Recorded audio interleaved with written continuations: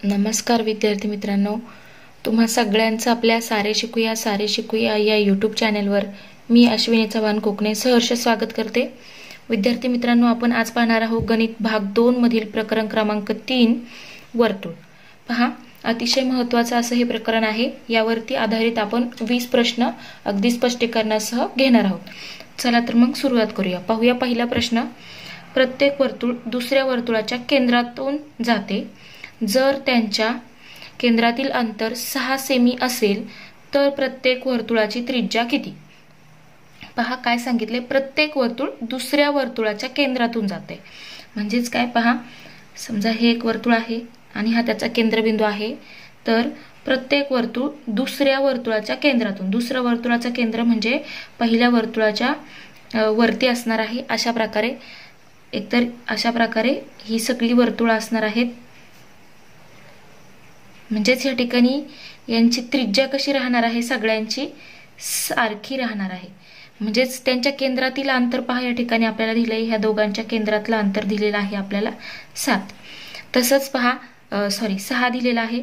म्हणजेच काय होईल की प्रत्येकाची त्रिज्या कशी असणार आहे, तर ती सारखी असणार आहे। आणि ती किती असणार आहे, तर ती असणार आहे 6 सेमी।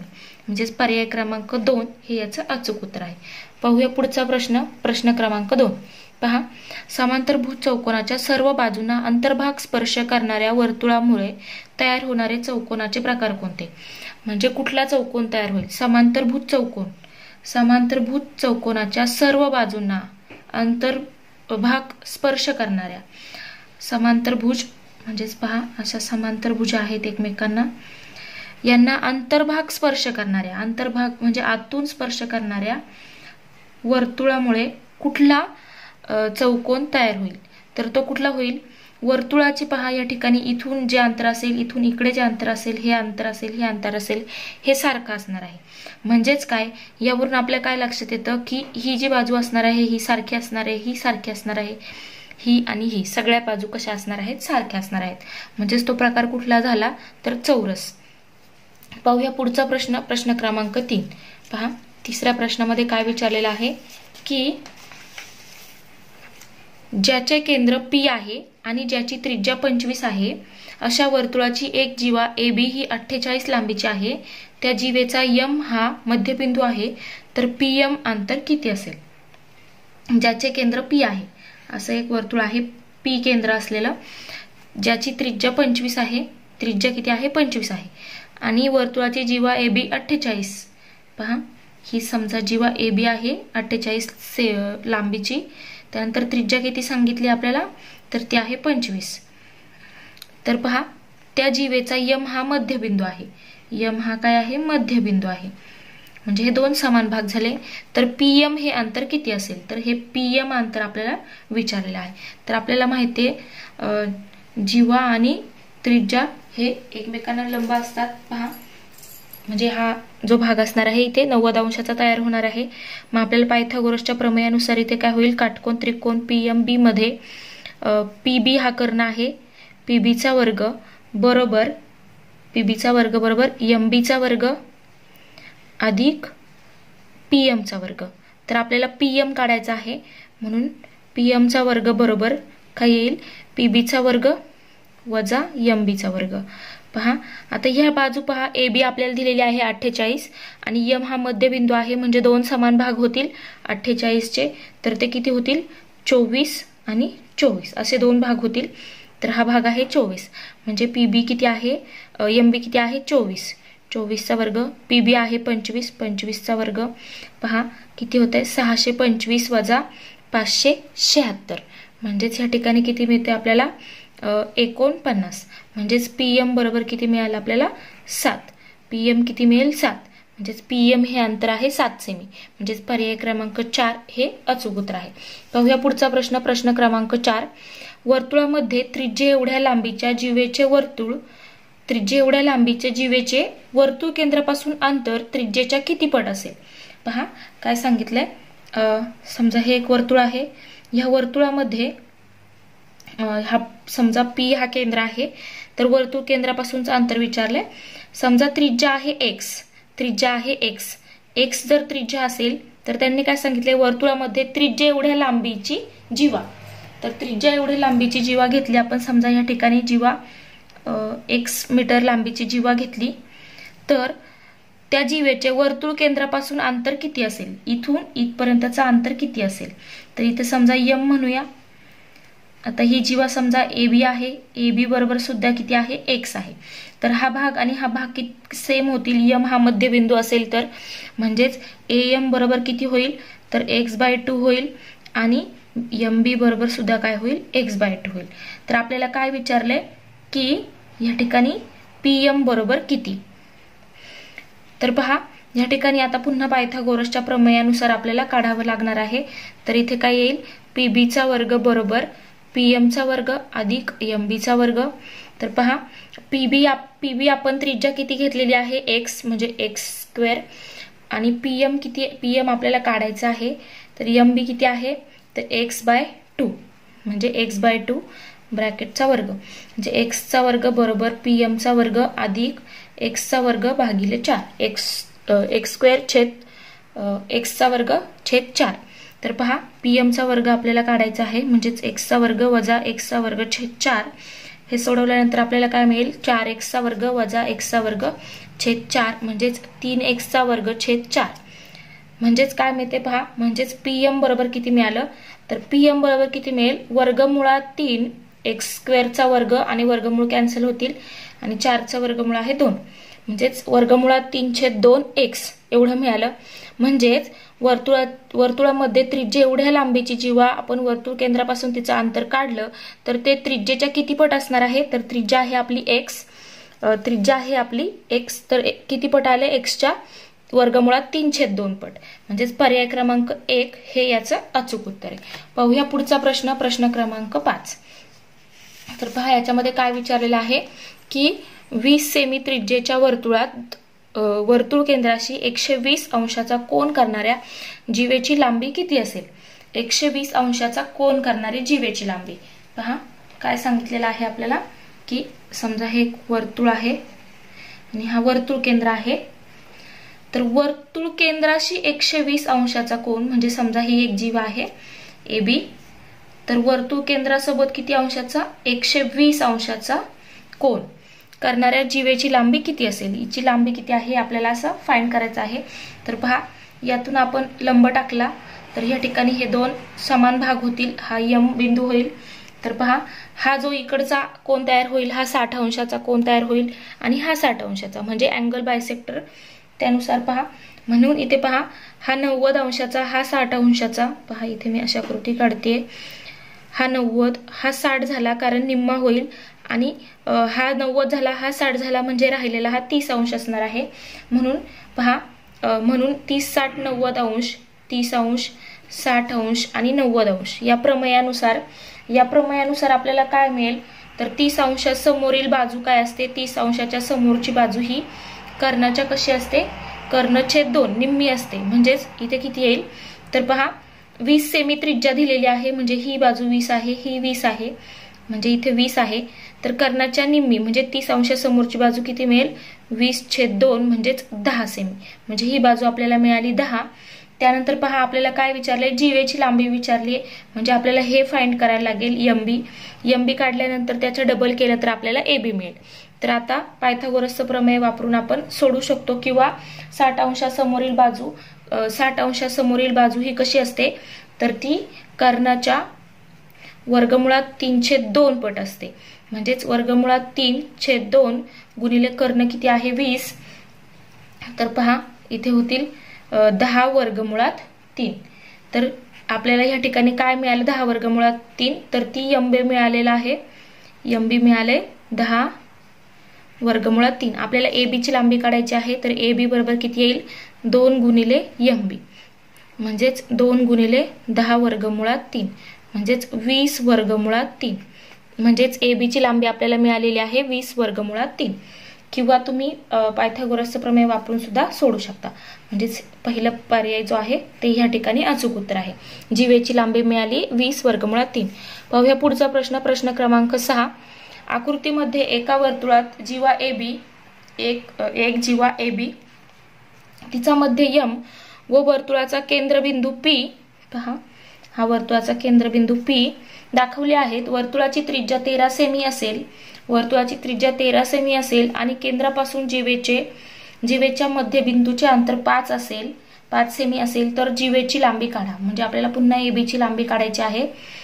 पहा त्रिज्या किती दिलेली आहे आपल्याला 13, म्हणजे हा PB पॉइंट जोडला तर हे आहे 13, ही बाजू आहे 5. पुन्हा पायथागोरसच्या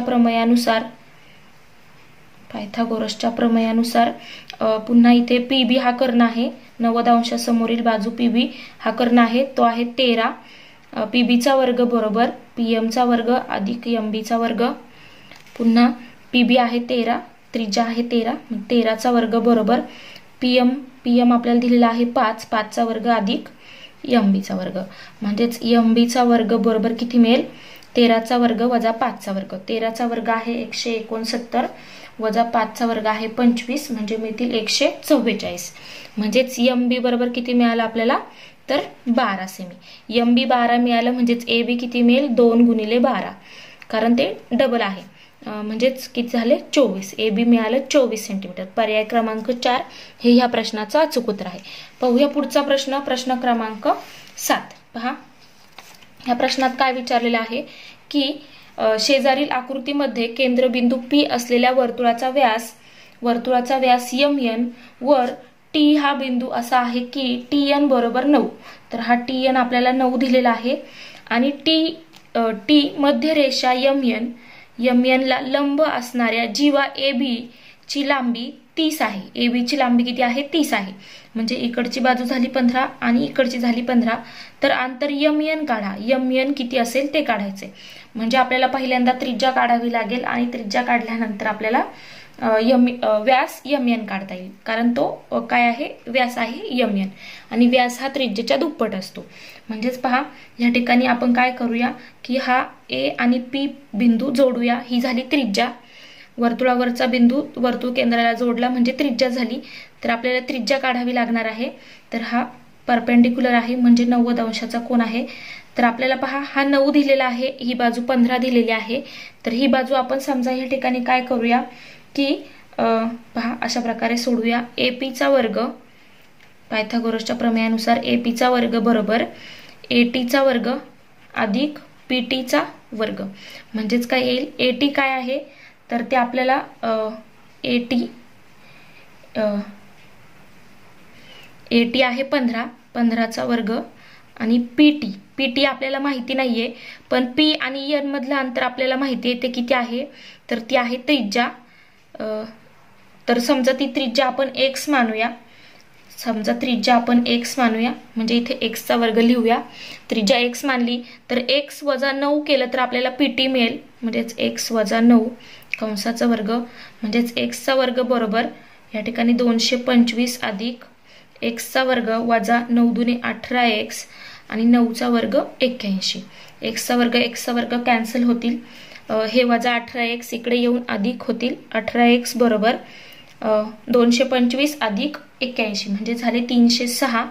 म्हणजे x बरोबर किती होतील? 306 भागिले 18. म्हणजेच x बरोबर आपल्याला मिळेल 17. x बरोबर मिळाले 17. म्हणून आता x म्हणजेच काय आहे? त्रिज्या मिळाली AP. x त्रिज्या मिळाली AP म्हणजेच PN मिळाला आपल्याला 17. तर आपल्याला MN काढायचं आहे, म्हणून MN बरोबर 2 गुणिले 17 म्हणजेच 17 दुने 34. म्हणजेच पहा या ठिकाणी पर्याय क्रमांक 2 हे अचूक उत्तर आहे. MN ची लांबी किती मिळाली? 34. पाहूया पुढचा प्रश्न, प्रश्न क्रमांक 8. पहा याच्यामध्ये काय विचारलंय? आकृतीमध्ये वर्तुळाचा केंद्रबिंदू P वर्तुळावरील QRST या 4 बिंदूंशी जोडला आहे. P हा QRST या 4 बिंदूंशी जोडला आहे. P बिंदू जवळील काही कोनांची मापे संख्यांनी लिहून दाखवली आहेत. तर कंस QMT चे माप किती? QMT याचं माप किती असेल ते विचारले. हे सगळे जे कोन आहेत ते केंद्राशी जोडलेले आहेत, म्हणजेच केंद्रीय कोन आहेत. म्हणजेच पहा या ठिकाणी काय मिळणार आहे आपल्याला की पहा या ठिकाणी आपल्याला काय कंस QMT बरोबर किती? चं माप किती आहे असं आपल्याला विचारलेलं आहे. पूर्ण वर्तुळाचं माप असतं 360 अंश, म्हणजेच या ठिकाणी आतले जे असणार आहेत ते सगळ्यांची बेरीज असणार आहे 360 अंश. म्हणून केंद्रीय कोण आहेत हे म्हणजे याचं जे माप असणार आहे तेच त्याच्या पुढच्या कंसाचं माप असतं केंद्रीय कोणामध्ये. तसंच इथे जे आपण इकडचं टी पी क्यूचं माप काढलं, हे माप जे असेल तेच माप ह्या कंसाचं असणार आहे. म्हणजेच पहा 360 वजा ह्या सगळ्यांची बेरीज केली तर हे आपल्याला मिळेल तर 100 अधिक 54 अधिक 52, म्हणजेच 360 वजा 206. तर ते किती मिळते पहा, तर ते मिळते 154 अंश. म्हणजे ह्या कोणाचं माप मिळालं 154 अंश. ह्या कोणाचं माप जे असणार आहे तेच त्याच्या समोरच्या कंसाचं माप असणार आहे, कारण हे केंद्रीय कोण आहेत, या ठिकाणी केंद्रबिंदू जवळ केलेले कोण, म्हणून याचं माप जे असेल तेच त्याच्या कंसाचं माप असतं. म्हणजे या ठिकाणी याचं माप आपल्याला किती मिळालं 154 अंश. तर तो आहे पर्याय क्रमांक 1. म्हणून या ठिकाणी ह्या प्रश्नाचं उत्तर आहे पर्याय क्रमांक 1. पाहूया पुढचा प्रश्न, प्रश्न क्रमांक 9. तर पहा याच्यामध्ये काय विचारलेलं आहे की आकृतीमध्ये जीवा AB व जीवा CD या वर्तुळाच्या अंतर्भागात Q या बिंदूमध्ये छेदतात. जर कंस एडीचं माप किती आहे, याचं माप दिले आपल्याला 25 अंश.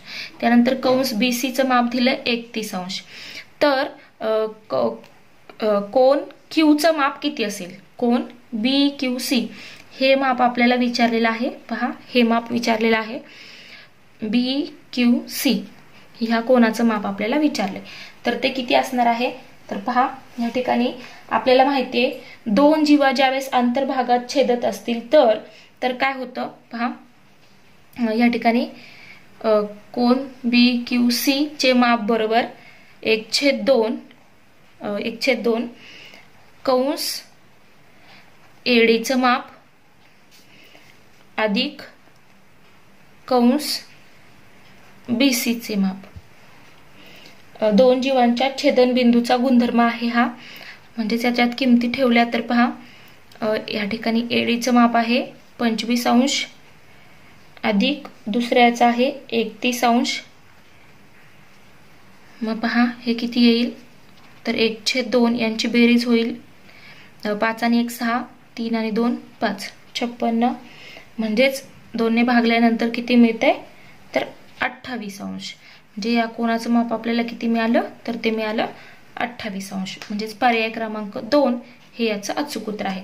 या ठिकाणी आपण जीवांच्या अंतर्भागात छेदण्याचा जो गुणधर्म आहे, जीवांच्या आंतरछेदनाचं जे प्रमेय आहे ते आपण या ठिकाणी वापरलं. पाहूया पुढचा प्रश्न, प्रश्न क्रमांक 10. तर पहा आकृतीमध्ये जीवा आर्यस आणि PQ परस्परांना A या वर्तुळाबाहेरील बिंदूत छेदतात आणि कंस PCR चे माप दिलंय PCR, म्हणजे ह्या कंसाचं माप दिलंय 26. त्यानंतर ह्या कंसाचं माप दिले 48. तर SAQचं माप किती, SAQ म्हणजे हा कोण आपल्याला विचारलेला आहे, तर त्याचं माप किती असेल ते काढायचंय. आता पहा या ठिकाणी काय आहे, जीवांच्या बाह्य छेदनाचं प्रमेय आपल्याला वापरायचं आहे. तर ते काय, त्यानुसार आपल्याला काय मिळेल की या ठिकाणी कोण SAQचे माप बरोबर काय मिळेल, तर 1/2 कंस मोठा कोणता आहे SDQ बाहेरचा वजा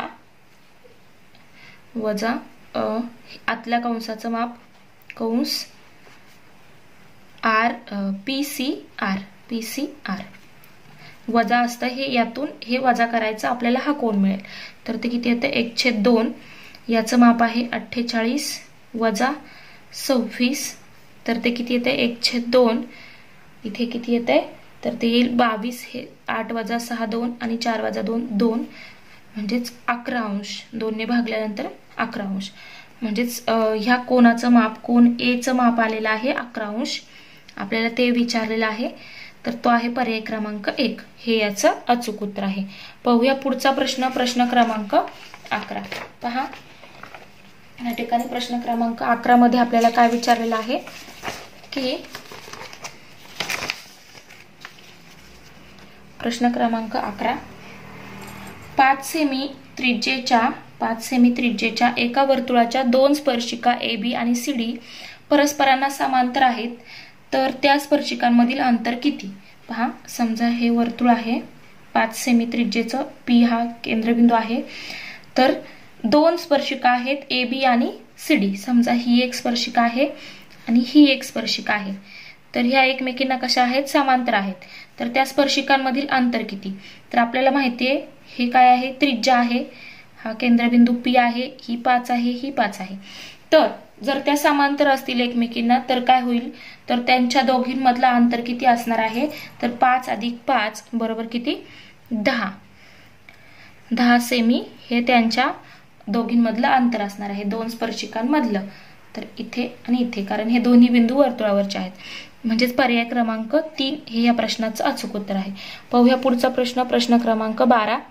आकृतीमध्ये A हा वर्तुळाचा केंद्रबिंदू आहे. AN बरोबर 10, AN दिलेला आहे 10. त्यानंतर रेषा MN ही स्पर्शिका आहे. M हा स्पर्शबिंदू आहे. MN बरोबर 5 सेमी दिलेला आहे. तर त्रिज्या AM काढा. AM ची लांबी आपल्याला काढायची आहे. समजा हे आपण जोडले तर इथे 90 अंशाचा कोन तयार होईल स्पर्शिका त्रिज्या प्रमेयानुसार. पुन्हा पहा, आपल्याला ही बाजू दिलेली आहे 10. आता पायथागोरसचं प्रमेय वापरूया. तर AN चा वर्ग बरोबर AM चा वर्ग अधिक MN चा वर्ग. तर AN आपल्याला दिलंय 10 चा वर्ग, AM आपल्याला काढायचा आहे, त्रिज्या आहे, आणि MN आहे 5. तर AM चा वर्ग बरोबर किती मिळेल? 10 चा वर्ग वजा 5 चा वर्ग, म्हणजेच 100 वजा 25, तर ते येईल 75. तर 75 ची फोड कशी येईल? 25 गुणिले 3, म्हणजेच AM बरोबर किती मिळालं? 5 वर्गमुळात 3. 25 चा वर्ग आहे, 5 चा वर्ग आहे 25, आणि 3 चा वर्गमूळ काढता येणार नाही, म्हणजेच वर्गमुळात 3 लिहावं लागेल. म्हणजे त्रिज्या किती मिळाली? 5 वर्गमुळात 3. AM ही त्रिज्या आहे, तर तो आहे पर्याय क्रमांक 1. पाहूया पुढचा प्रश्न, प्रश्न क्रमांक 13. पहा, ह्या प्रश्नात काय विचारलेलं आहे की आकृतीमध्ये रेषा MN व रेषा PN, आकृतीमध्ये रेषा PM व PN या एका वर्तुळाच्या स्पर्शिका दाखवल्या आहेत. या एका वर्तुळाच्या स्पर्शिका आहेत. Q हा केंद्रबिंदू आहे, वर्तुळ केंद्र आहे. जर PM बरोबर 7, PM 7 सेमी दिलं असेल तर PN ची लांबी किती? तर PM ची लांबी सुद्धा 7 येणार आहे, कारण स्पर्शिका खंड एकरूप असतात. वर्तुळाच्या बाह्य बिंदूतून वर्तुळाला काढलेले स्पर्शिका खंड हे एकरूप असतात. म्हणजेच याची जी लांबी असेल तीच याची असेल, कारण P बिंदूतून दोन्ही आपण काढत आहे स्पर्शिका खंड, म्हणजे स्पर्शिका काढत आहे. वर्तुळाच्या बाह्य बिंदूतून वर्तुळाला काढलेले स्पर्शिका खंड एकरूप असतात, म्हणजे जी याची लांबी असेल तीच याची मिळणार आहे. तर पहा, म्हणजेच पर्याय क्रमांक 3 हे या प्रश्नाचं अचूक उत्तर आहे. पाहूया पुढचा प्रश्न, प्रश्न क्रमांक 13. प्रश्न क्रमांक 13 मध्ये जर वर्तुळाची त्रिज्या देखील 7 सेमी असेल तर अंतर QP किती असेल? पहा, हे 7 दिलेलं आहे, तर स्पर्शिका खंड एकरूप असतात, म्हणून हे सुद्धा 7 असेल. त्यानंतर आपल्याला काय सांगितलंय? त्रिज्या देखील 7 असेल, म्हणजे हे जर आपण जोडले तर हे सुद्धा कसे आहेत? 7 आहेत. तर आपल्याला काय विचारले? अंतर QP, म्हणजे हे अंतर किती असेल असं आपल्याला विचारलं आहे. QP बरोबर किती? तर आपल्याला काय माहिती आहे की या ठिकाणी हा 90 अंशाचा कोन, हा 90 अंशाचा कोन, कारण हे स्पर्शिका आहेत आणि हे त्रिज्या आहे, म्हणून ते काय होतील? लंब होतील. त्यानंतर पहा, या ठिकाणी ही बाजू 7 आहे, ही बाजू 7 आहे. आता याच्यामध्ये एका त्रिकोणासाठी पायथागोरसचं प्रमेय वापरू शकतो आपण. QP हा कर्ण आहे, तर QP चा वर्ग बरोबर QM चा वर्ग अधिक QMP चा वर्ग. म्हणजेच पहा, QP काढायचा आहे आपल्याला, हा कर्ण काढायचा आहे. तर हा आहे 7, हा आहे 7, म्हणजे 7 चा वर्ग अधिक 7 चा वर्ग. तर या ठिकाणी किती होईल? 49 अधिक 49, तर ते होईल 98. म्हणजेच पहा, तर या ठिकाणी QP किती मिळेल आपल्याला? 7 वर्गमुळात 2. म्हणजेच हे कसं लिहिणार आपण? गुणिले 2 असं लिहिणार 49 गुणिले 2 म्हणून त्याचं वर्गमूळ घेतलं तर 7 वर्गमुळात 2 म्हणजेच क्यूपीची लांबी किती मिळाली आपल्याला 7 वर्गमुळात 2 सेंटीमीटर. पर्याय क्रमांक 1 हे याचं अचूक उत्तर आहे. पाहूया पुढचा प्रश्न, प्रश्न क्रमांक 15. पहा याच्यामध्ये काय विचारलेलं आहे की 10 सेमी त्रिज्येच्या 10 सेंटीमीटर त्रिज्येच्या एका वर्तुळाला आतून स्पर्श करणाऱ्या 2 सेमी त्रिज्येच्या वर्तुळाला मोठ्या वर्तुळाच्या केंद्रातून काढलेल्या स्पर्शिका खंडाची लांबी काढा. 10 सेमी त्रिज्याचं एक वर्तुळ आहे, ठीक आहे, 10 सेमी त्रिज्या आहे, ही आहे 10 सेमी त्रिज्या. त्यानंतर त्रिज्येच्या एका वर्तुळाला आतून स्पर्श करणाऱ्या 2 सेमी त्रिज्येच्या, आतून स्पर्श करणारे एक 2 सेंटीमीटरचं आपण वर्तुळ काढलं, ठीक आहे, हे आहे 2. तर त्रिज्येच्या वर्तुळाला मोठ्या वर्तुळाच्या केंद्रातून काढलेल्या, मोठ्या वर्तुळाच्या केंद्रातून, मोठ्या वर्तुळाचं हे केंद्रबिंदू आहे, या केंद्रातून काढलेल्या स्पर्शिका खंडाची लांबी. पहा असा स्पर्शिका खंड काढला इथे.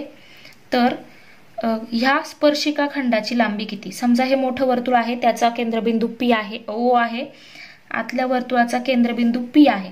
तर आता आपण हे पहा असं जोडूया, ठीक आहे. पहा त्यानंतर हे जोडूया, हे जोडूया. हे केंद्रबिंदू आतल्या वर्तुळाचा केंद्रबिंदू आणि त्याच्या स्पर्श करणारा बिंदू जोडला इथे, स्पर्शबिंदू या स्पर्शिका खंडाचा, आणि हा वर्तुळाचा केंद्रबिंदू, यांना जोडल्यानंतर पहा आपल्याला काय मिळेल. पहा अशा प्रकारची आकृती मिळेल. हा आहे पी आणि हा आहे ओ. इथे समजा यम घेतलाय, हा बिंदू यम आहे, तर हे असं मिळेल. म्हणजेच ओपी हा काय होईल, कर्ण होईल. तर ओपी बरोबर किती मिळेल, तर ओपी बरोबर मिळेल आपल्याला 10 वजा 2, कारण ही पूर्ण आहे 10 आणि याची त्रिज्या आहे 2. तर ते किती मिळेल, ओपी बरोबर आपल्याला मिळेल 10 वजा 2, म्हणजेच किती मिळालं 8. तर ही बाजू मिळाली 8. त्यानंतर ह्या वर्तुळाची त्रिज्या ही आहे, किती आहे ती 2 आहे. त्यानंतर ओएम, आता ओएम आपल्याला काढायचे स्पर्शिका खंडाची लांबी. म्हणजेच ओएम बरोबर कसं काढणार, तर ओपीचा वर्ग बरोबर ओएमचा वर्ग अधिक एमपीचा वर्ग. पुन्हा आपल्याला ओएम काढायचा आहे, म्हणून ओएमचा वर्ग बरोबर ओपीचा वर्ग वजा एमपीचा वर्ग. म्हणजे ओपी किती आहे, तर तो आहे 8, 8चा वर्ग वजा 2चा वर्ग, 64 वजा 4 म्हणजे किती झाले 60. तर याची फोड करा, 15 गुणिले 4 म्हणजेच किती होईल.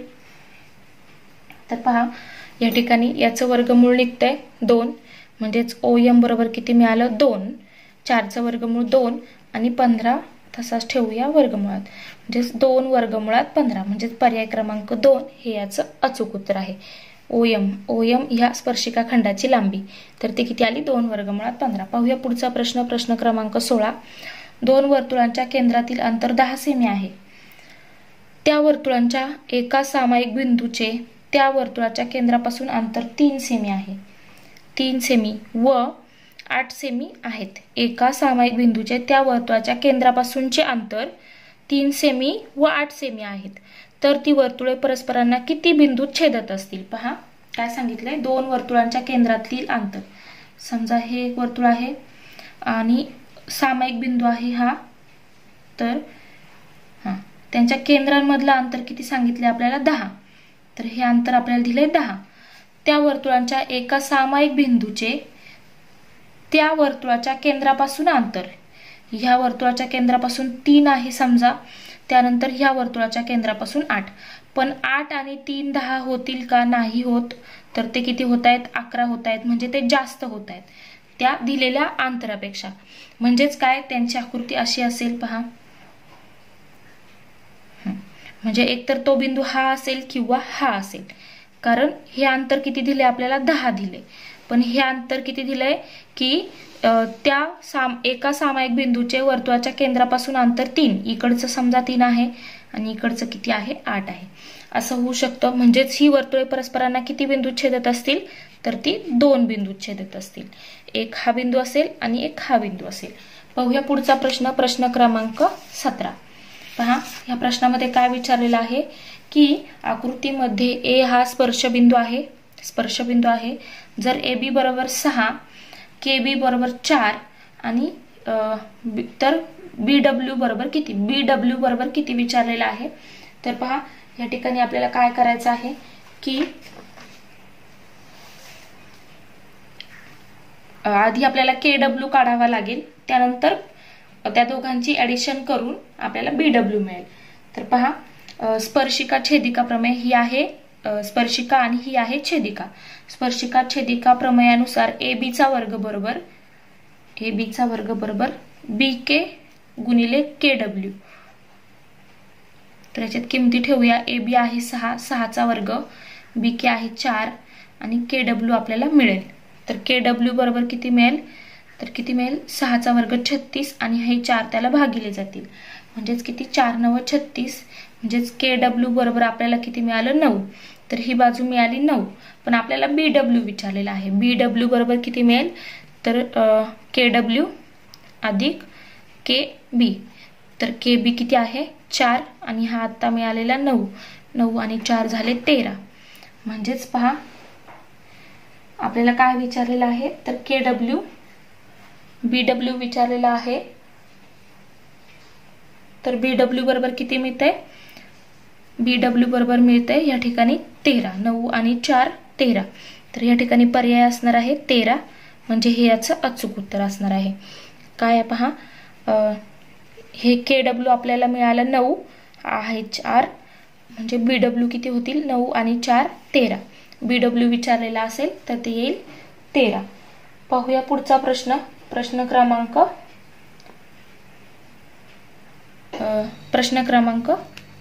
18. कदाचित या ठिकाणी तुम्हाला KW सुद्धा फक्त विचारलेला असू शकतो. तर KW सुद्धा इथे जर KW असेल तर उत्तर येईल 9, BW विचारला असेल तर ते उत्तर येईल 13. या ठिकाणी असेल 13. पाहूया पुढचा प्रश्न 18. आकृतीमध्ये O हा वर्तुळाचा केंद्रबिंदू आहे. रेषा AQ ही स्पर्शिका आहे. O हा केंद्रबिंदू आहे, त्यानंतर AQ ही स्पर्शिका आहे. जर OP बरोबर 3 असेल आणि जर कंस PM आपल्याला हा दिलेला आहे 120 अंश, हा दिला 120 अंश असेल तर AP बरोबर किती, तर AP बरोबर किती असं आपल्याला विचारलेलं आहे. तर पहा या ठिकाणी काय आहे, PO किती दिलेला आहे आपल्याला, म्हणजेच OP दिलेला आहे 3, म्हणजे त्रिज्या 3 आहे. म्हणजे व्यास PQ किती होईल, तर तो होईल 3 अधिक 3 6, डबल होईल 6 झाला. त्यानंतर पहा या ठिकाणी आपल्याला अर्धवर्तुळ, हे अर्धवर्तुळ आहे. ह्या अर्धवर्तुळात ही बाजू आपल्याला हा कंस दिलेला आहे 120 अंशाचा, म्हणजे हा कंस किती अंशाचा झाला, तर कंस MQ बरोबर किती येईल 180 वजा 120, म्हणजेच 60 अंश येईल.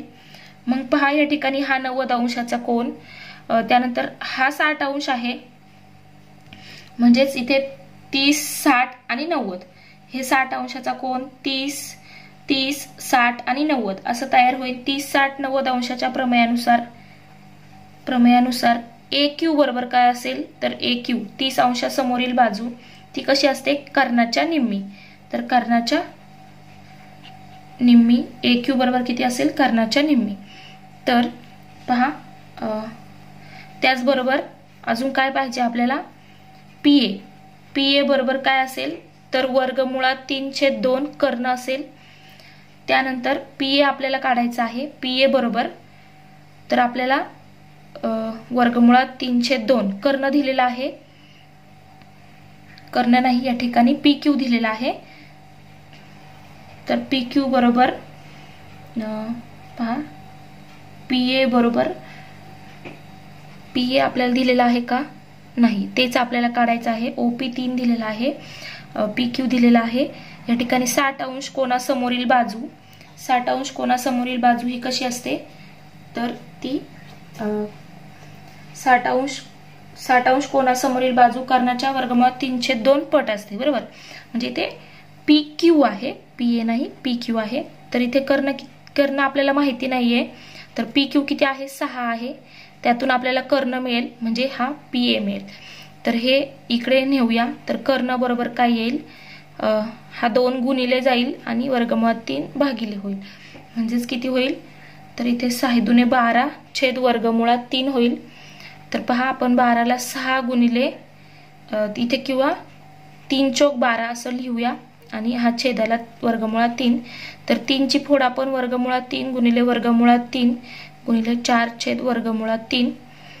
पहा 1 वर्गमुळात 3 वर्गमुळात 3 कॅन्सल होतील म्हणजे किती राहतील 4 वर्गमुळात 3. तर याचं हे उत्तर आहे. कर्ण किती मिळेल आपल्याला म्हणजेच PA किती मिळाला आपल्याला तर 4 वर्गमुळात 3 हे याचं अचूक उत्तर आहे. पाहूया पुढचा प्रश्न, प्रश्न क्रमांक 19. पहा या प्रश्नामध्ये काय सांगितलेलं आहे की चौकोन चक्रीय चौकोन MRPN मध्ये कोन R बरोबर कोन R किती दिलेला आहे आपल्याला 5x - 13. त्यानंतर कोन N दिलेला आहे 4x + 4 अंश. तर कोन R आणि N ची किंमत काढा. तर कोन R आणि N किती येतील ते आपल्याला काढायचे आहे. तर आपल्याला काय माहिती आहे हा चौकोन जो आहे हा चक्रीय चौकोन आहे म्हणजे त्याचे सम्मुख कोन यांच्या मापाची बेरीज किती असणार आहे तर ती 180 अंश असेल. म्हणून कोन N अधिक कोन R बरोबर 180 अंश. म्हणजेच पहा कारण चक्रीय चौकोनाचे सम्मुख कोन आहेत हे म्हणून. तर पहा याची किंमत किती आहे 4x + 4 अधिक 5x - 13 बरोबर 180. तर 4 आणि 5 झाले x. त्यानंतर 4 - 13 झाले -9 -13 अधिक 4 म्हणजे -9 झाले बरोबर 180 अंश. म्हणजेच 9x बरोबर किती होतील तर 9x बरोबर या ठिकाणी हा 9 तिकडे जाऊन अधिक होईल म्हणजे 189 होतील. म्हणजेच x बरोबर 189 भागिले 9 म्हणजेच x बरोबर किती मिळते आपल्याला तर x बरोबर मिळते 21 अंश.